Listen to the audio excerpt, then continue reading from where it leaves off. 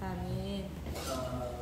우리가 삶을 살아가는 모습을 세 가지로 표현한다고 한다면, 처음에는 완벽하고 거창하게 시작을 했다가 마지막에는 흐지부지 초라한 인생을 마무리 짓는 모습을 보게 됩니다. 1년이라고 하는 시간을 놓고도 어떤 사람은 처음에는 원대한 꿈을 가지고 계획을 가지고 시작을 하지만 중간에 포기하기 시작을 하면서 마지막에는 말 그대로 이룬 것 하나도 없이 초라하게 한 해를 마감하는 사람이 있다라고 이렇게 가정할 수가 있겠죠.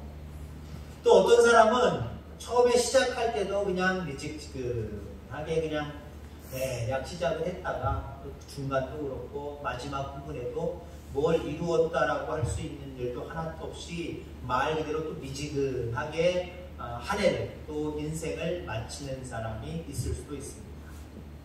자, 그런데 우리가 눈여겨볼 수 있는 사람은요, 처음에는 정말 초라한 것 같아요. 시작은 초라합니다. 미약합니다. 근데 나중에 보니까 창대하더라는 거예요. 나중에 보니까 큰 성과를 가질 수 있는 그런 모습으로 끝났다라고 하는 거예요. 자, 우리의 모습이 마지막 세 번째이기를 원합니다. 비록 초라하고 비록 처음에는 작게 시작을 했지만 중간중간 발전이 있기를 바라고, 그러한 가운데 마지막에 가서는 정말 큰 어떤 성과가 있기를 바랍니다. 그러면 우리에게 있어서 가장 큰 성과는 언제냐? 마지막은 언제냐? 자, 오늘 바울이 겨울이 오기 전에 라고 하는 말을 하고 있습니다. 자기 인생의 겨울을 의미하는 거기도 해요. 지금 말년이거든요. 거의 하나님의 부름을 받을 때가 다가왔고, 바울은 그걸 느꼈기 때문에 겨울이 오기 전에 하면서 디모데라든가 다른 사람들에게 자기의 이야기, 자기의 부탁을 말하는 모습을 보게 됩니다. 그리고 여러분들, 겨울이 오기 전에는요, 주님의 재림의 때를 의미하는 거예요. 물론 그 이후에는 우리에게 따뜻한 날이 계속될 줄 믿습니다. 그러나 우리가 1년이라고 하는 시간을 놓게 되면 시작을 보통 그냥 우리가 여름부터 시작할 수도 있지만 봄, 여름, 가을, 겨울 그러잖아요. 겨울 그러면 이제 마무리다, 끝이다 라고 하는 개념을 우리가 많이 갖습니다. 자, 인생의 겨울. 겨울이 오기 전에 바울의 인생의 겨울을 이야기하는 거고요. 또한 우리 모든 인간에게 닥칠 마지막 때를 의미하는 거예요. 바울은 어쩌면은 그 시작은 미약했습니다. 아니, 미약하다 못해 하나님 앞에 정말 혼날짓만 하고 있었잖아요.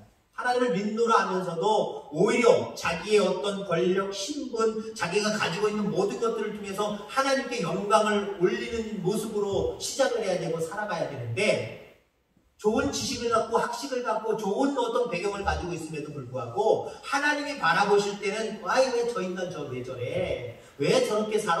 라고 할 정도로 잘못된 삶을 살았어요. 예수님을 받아들이지 못하고 인정하지 못하고 하나님의 아들로 인정하지 못하고 오히려 예수님을 믿는 자들을 핍박하는 자의 편에서 활동하기 시작을 합니다. 시작은 엉망이었어요. 시작은 잘못됐어요. 그러나 다메섹 도상에서 예수님을 만나고 그의 모습이 계속해서 발전해 나갑니다. 그리고 결국엔 마지막에 그의 인생은 하나님께 영광이 되는 삶을 살았다라고 평가해도, 우리가 스스로 우리가 그 말씀을 듣고 이야기를 듣고 평가해도 틀림이 없는 아마 평가일 겁니다.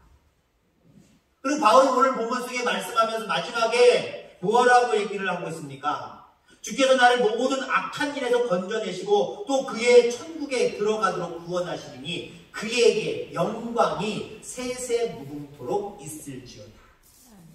그렇게 하나님 앞에 시작은 미약했지만 마지막에는 하나님 앞에 온전한 삶을 살아드리면서 그렇게 살았던 바울이지만 또 마지막에는 모든 영광이 하나님께 세세 무궁토록 있기를 원하는 간절한 소망을 품고 제자들에게 또 많은 사람들에게 증거하고 있는 모습을 보게 됩니다. 여러분, 그렇습니다. 우리의 시작은 그렇게 중요하지 않아요. 우리의 마지막은 하나님께 영광이 되어야 됩니다. 그게 시작은 미약했지만 마지막 인생을 잘 살아낸 사람들이다라고 볼 수가 있어요. 자, 그러면 오늘 바울이 영광이 셋에 묵음토록 있기를 간절히 원하는 모습을 우리에게 선포하고 있고, 아니 그가 시작은 미약했지만 마지막에는 정말 그런 삶을 살면서 우리에게 많은 본보기가 되고 있는데, 그럼 도대체 영광스러운 삶이 무엇인가? 그 영광스러운 삶을 위해서는 어떠한 삶의 모습으로 살아가야 되는지 오늘 본문 말씀에 바울이 살아갔던 모습들을 한번 생각해 보면서 우리도 한번 본받게 되기를 원합니다. 하나님께 영광스러운 삶, 이게 우리의 삶의 본분 아니에요. 목표 아니겠습니까? 그러면 어떻게 살아가는 것이 영광스러운 삶을 살아가는 것이냐? 그 몇 가지를 이야기하려고 합니다. 우선 끝까지 믿음을 지키는 삶, 이게 하나님께 영광스러운 삶이에요. 여러분들 자신에게도 영광스러운 삶임을 기억하시기 바랍니다. 끝까지 믿음을 지키는 삶. 끝까지 믿음을 지키고 선한 싸움을 다 싸웠다, 바울은 고백을 하고 있어요. 마지막까지 선한 싸움을 다 싸웠다, 마지막까지 믿음을 지켰다 라고 이야기를 하고 있어요. 예전에 제가 몇 주 전에 앞에 스크린으로 주일 낮 예배 드릴 때 멍청한 스케이터 보여드렸죠? 롤러 스케이트 그 전 세계대회인데 콜롬비아에서 있었는데, 콜롬비아 선수가 20000m인가 20000m 경기에서 거의 골인점을 한 30m 40m 앞에 두고 1등으로 달리고 있고, 그 뒤에는 한 10m나 그 이상 정도로 그 정도 떨어져 있었잖아요. 뒤를 보니까 자기가 1등하고 있어요. 그냥 들어가도 1등일 것 같아요. 너무 승리 도취감에 도취되어서 아직 결승점이 남아있었는데도 불구하고 자세를 낮춰서 열심히 달려가는 모습이 아니라, 야, 내가 1등이다! 자국에서 열렸으니까요. 얼마나 많은 사람들이 자기를 응원하면서 열광을 했을 거예요. 아, 내가 1등이다! 내가 1등 먹었다! 봤지! 하면서 아주 여유있게 세리머니를 하고 있잖아요. 그때 더 자세를 낮춰서 마지막 젖먹는 힘까지 최선을 다해서 마지막 순간에 0점 몇 초, 먼저 이쪽 사람, 그 콜롬비아 선수가 아니라 먼저 1등으로 왔던 사람이 아니라 나중에 2등으로 와서 막 치고 달렸던 사람, 이 사람이 그만큼 앞서서 쑥 들어갔습니다. 그 스피드로 바라볼 때는요 0점 몇 초밖에, 0.0 몇 초밖에 차이가 안 나요. 그 나라 그 선수가 누구냐? 우리나라 선수라고 했잖아요. 그래서 그 콜롬비아 사람들이 멍청한 스케이터라고 자국민의 그 선수를 욕합니다. 그 선수 메달 수여식에 참석하지도 못하고 뒷문으로 빠져나갔어요. 몰매 맞을 겁니다. 마지막까지 달리는 게 중요한 거예요. 마지막까지. 하나님께 영광을 올려드리는 것은 내가 하나님 과거에 이랬지요? 지금 이랬지요? 됐지요? 아니에요. 앞에 거 다 잊어버리시기 바랍니다. 지금 앞에 있는 것을 향하여 믿음을 지키고 달려나가는 것, 이게 더 중요한 거예요. 이게 더 지금까지 한 것보다도 더 하나님 앞에 영광이 된다는 사실을 기억하시기 바랍니다. 믿음을 끝까지 지키는 것, 내 신앙, 내 본분을 끝까지 지키는 것, 이게 영광스러운 삶을 살아가는 것. 바울은 그렇게 살아갔다고 고백하잖아요. 이 고백이 저와 여러분들의 고백이 되기를 주의 이름으로 축원합니다. 자, 또한 영광스러운 삶은요, 사랑과 용서의 삶입니다. 사랑과 용서의 삶. 오늘 오전에 예수님의 육신의 아버지 요셉, 마리아의 허물을 덮어주잖아요. 이 여자 미친 여자야, 정신 나간 여자야. 나는 약혼밖에 안 했는데 애를 가져? 여보세요, 이 여자를 좀 보시오. 정신 나간 여자, 미친 여자요. 아주 정결하지 못한 부정한 여자요. 라고 이야기하면서 까발렸다고 생각해보세요. 예수님이 2000년 전에 자기를 통해서, 자기 부인 마리아를 통해서 이 땅에 오셨을 수 있겠느냐. 물론 하나님은 다른 방법으로 오셨겠지만 어쩌면 우리에게는 성탄절이 없었을 수도 있었어요. 근데 마리아가 오늘 덮어주잖아요. 여러분, 사랑과 용서가 있는 곳에는 늘 하나님이 함께 하시는 줄 믿습니다. 하나님의 영광을 받으시는 줄 믿으시기를 바랍니다. 16절 말씀을 보면 내가 처음 변명할 때에 나와 함께 한 자가 하나도 없고 다 나를 버렸으나 그들에게 허물을 돌리지 않기를 원한다. 자기와 함께 했던 자들이 있었는데 그들이 다 자기 곁을 떠났다는 거예요. 그 모든 것들을 그들에게, 그 허물을 그들에게 돌리지 않겠다라고 이야기를 합니다. 진정한 그리스도인들은요, 사랑하고 용서하는 삶을 살아요. 왜요? 진정한 그리스도인들은 우리의 모습이 예수님처럼 되어져 가는 거예요. 완벽하진 않지만 예수님의 성품을 닮아가는 거예요. 그분의 성품은 사랑입니다. 용서입니다. 오늘 11절 말씀에 보니까 바울이 마가를 데리고 오라 라고 이렇게 이야기하는 모습을 보게 됩니다. 왜 그랬을까요? 자기에게는 마가와 연루된 모습이 상처로 남아 있었어요. 뿐만 아니라 마가에게도 상처로 남아 있었어요. 자, 이 이야기는 우리가 잘 아는 대로 바울과 바나바가 1차 전도 여행을 갈 때에 마가를 데리고 갔습니다. 마가를 데리고 갔는데 우리가 첫 번째 얘기한 것처럼 끝까지 달려가야 되는데 마가가 아우 힘들어. 야, 선교라는 게 이렇게, 복음을 증거하는 게 이렇게 힘든 거야? 나는 이런 일 못해! 하고 도망가 버렸단 말이에요. 돌아가 버렸단 말이에요. 그 일 이후로 바울의 마음속에는 저런 게 무슨 하나님의 일꾼이 되겠다고.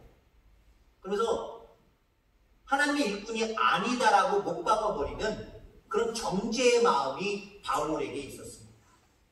마가 저거는 하나님의 일꾼도 아니에요. 하나님의 일꾼이 저런 자세, 저런 마음을 가져? 그리고 복음을 증거하다가 도망가버려? 그냥 가버려? 자, 2차 전도 여행을 하자는데 또 바나바가 마가를 다시 데려가지요. 이제 변했다는 거예요. 데려가세요. 싫어. 안 데려가. 지난번에 그랬잖아. 난 용서 못해. 그게 바울의 마음이었습니다. 그래서 2차 전도 여행은 바나바와 바울이 서로 갈라졌어요. 다른 사람들을 데리고 각자 갔습니다. 이제 말년이 왔어요. 말년이 왔는데 가만히 바울이 자기 자신의 삶을 뒤돌아보니까 어떻게 돌아봐요? 나의 삶이 하나님께 영광이 된 삶인가 아닌가. 여러분들, 우리의 삶을 뒤돌아볼 때 여러분들 위주의 생각을 가지고 뒤돌아보지 마시기 바랍니다. 중요한 관건이 있어요. 나의 삶을 뒤돌아볼 때 나의 삶이 하나님 앞에 영광이 되었는가 안 되었는가, 하나님이 기뻐하셨던 일이었는가 아니었는가, 이게 중요한 거예요. 아니에요. 이게 중요한 거예요. 성과가 중요한 게 아니에요. 내가 원하는 대로 됐다는 것이 중요한 게 아니에요. 하나님께 영광이 된 일이냐 아니냐, 그게 중요한 거예요. 하나님이 기뻐하시는 것이냐 아니었느냐, 이게 중요한 거예요. 바울이 가만히 보니까요, 자기가 하나님 앞에 공로로 내세울 게 얼마나 많아요. 하나님, 나는 복음을 증거하는 일에 나중부터 내가 하나님을 주님을 알았지만 그 이후부터는 쉴 틈 없이 지금까지 정말 복음을 위해서 왔습니다. 이것만 생각하지 않았어요. 진정으로 믿음의 사람은요, 자기가 잘한 거 생각하기보다는요, 하나님 앞에 영광이 되지 못했던 부분들을 끄집어서 내고 그것마저도 변화시키려고 하고 고치려고 하는 것, 이게 믿음의 사람들입니다. 나의 잘했다고 생각하는 믿음에 취해버리지 마시기를 바랍니다. 내가 정말 하나님 앞에 영광되지 못했던 일들을 더 깊이 생각하고 뒤돌릴 수 있는 그런 저와 여러분들 되길 바랍니다. 가만히 생각하니까 바울이 마가가 너무 밝혀요. 야, 내가 마가 때문에 나도 상처 있고 내가 정죄했지만 마가도 얼마나 가슴이 아팠을까? 라고 하는 생각을 가져요. 그러다 보니까 내가 잘못했어 라고 하는 용서를 빌고 싶은 마음도 있었고, 때로는 변화된 마가로부터 내가 그때는 믿음이 없어서 이랬습니다 라고 하는 사과의 여지를 남겨주는 것도 중요한 것이고, 더 중요한 것은 앞으로 하나님께 영광을 돌리는 삶을 살아가야 된다라고 하는 것, 그건 바울에게나 마가에게나 똑같은 거거든요.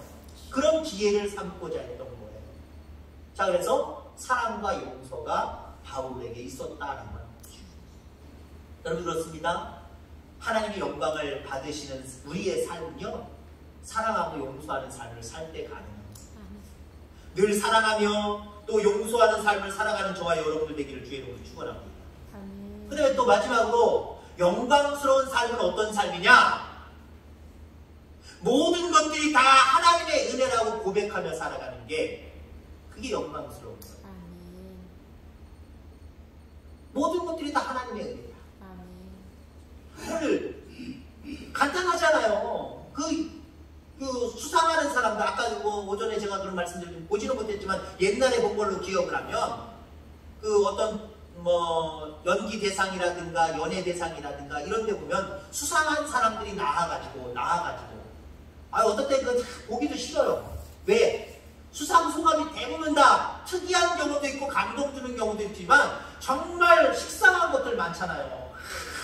감독님 누구 감독님께 감사드리고 조연출 누구한테 감사드리고 뭐 어쩌고 누구 지뢰 나오는 사람인데 우리 시청자들은 누군지를 모르잖아요. 근데 굳이나 그 수상자들이 왜 이름을 얘기하겠습니까? 사실 그때 이름이 거론되지 않는 사람이라고 하면요, 그 어떤 드라마나 그 어떤 연예에 자기도 관여를 했는데 자기 이름이 안 불려졌다. 기분 나쁠 것 같아요. 기분 나쁠 것 같아요. 그러나 식상할 것 같지만 수상자를 통해서 그 수교한 어떤 사람들이 주변에 있는 사람들이 자기의 이름이 불려질 때 그렇게 좋을 수밖에 없죠. 제가 이번에 우리 아들 왔을 때도 제 결혼식 그 비디오를, 자기 비디오도 어렸을 때 자기 비디오를 보여주면서 또 우리 집 저랑이랑 저랑 결혼식 하는 것도 이렇게 보게 됐어요. 저는 그때 아주 큰 교회에서 예식을 했는데 그 교회가 꽉 찰 정도로 사람이 참 많이 왔었거든요. 그때 결혼식에서도 막 긴장하고 마는데 제가 좀 장난기가 좀 났습니다. 근데 장난 삼아서 한 건데 장모님한테는, 장모를 안 계시거든요. 장모님한테는 그 큰 처남이 앉아있었고 장모님한테는 제가 큰 절을 했어요. 큰 절을 했는데 저희 어머니 아버지한테는 큰 절 하는 척 하다가 이렇게만 했어요. 근데 그거 두고두고 제가 야, 우리 아버지 엄마 마음이 어땠을까? 나는 그냥 장난 삼아서 웃으라고 하는 행동이었는데 어땠을까? 괘씸했겠다. 그 생각을 들어요. 그래서 제가 다시 장가를 간다면, 그런 기회가 주어지는 걸 다시 장가를 간다면 그렇게 하지 말아야지. 장난이라도 그렇게 하지 말아야지. 그 생각이 들었어요. 여러분들, 우리 하나님 우리의 중심을 다 아시지만 우리가 순간순간 우리의 입술을 통해서 하나님의 덕십니다, 하나님이 하셨습니다, 하나님 감사합니다, 모든 영광을 하나님 앞에 돌려드리는 건 얼마나 귀하게 여기십니까? 자식이 부모 사랑하지 않겠습니까? 부모의 사랑에, 부모가 자식을 사랑하는 사랑에 빗댈 수는 없지만 자식들도요, 부모님 사랑해요. 사랑하는데 표현할 때 부모님의 입은 은근히 찢어집니다. 그죠? 표현할 때 찢어져요. 얘기 안 하면 괜히 서운해요. 식상한 이야기인 것 같아도 다 아버지 엄마가 해주셨습니다, 감사합니다, 그럴 때 정말 힘이 나는 거예요. 보람이 있는 거예요. 우리 하나님 다 하셨습니다. 아멘. 우리 하나님이 안 하신 거 없어요. 여러분들의 모든 삶 가운데 하나님이 다 섭리하셨고 하나님이 다 역사하셨습니다. 그분께 영광스러운 삶을 살기 위해서는요, 모든 것들이 다 하나님의 은혜였다라고 고백하는 것 중요합니다. 식상한 것 같아도요, 쑥스러운 것 같아도 자꾸 표현하시길 바랍니다. 경상도 사람들이 그렇게 무뚝뚝하다며요. 저도 예전에 충청도에서 목회할 때는요, 경상도 사람들 빗대가지고 제가 비하하며 얘기한 적도 있어요. 여기서는 그렇게 얘기하거든요. 경상도 사람들 멋없습니다. 자자, 먹자, 가자, 하루에 몇 마디 안 한다고, 멋대가리가 없다고, 표현도 잘 안 한다고, 다는 아니지만 전국적으로 그 지역의 특성을 얘기할 때 경상도 사람들은 이런 얘기합니다. 처음 들어보셨어요? 처음 들어보셨어요? 처음 들었으면 제가 용서를 빌어야 되고, 보통 다른 지역 사람들이 다 모여서 각 지역의 특색을 얘기할 때 경상도 사람들은 어떤 그 연애하는 그 관계 속에서도 사랑 표현을 잘 안 한다고 그러더라고요. 표현을 잘 안 한다고. 물론 이거는 맞는 얘기는 아닙니다.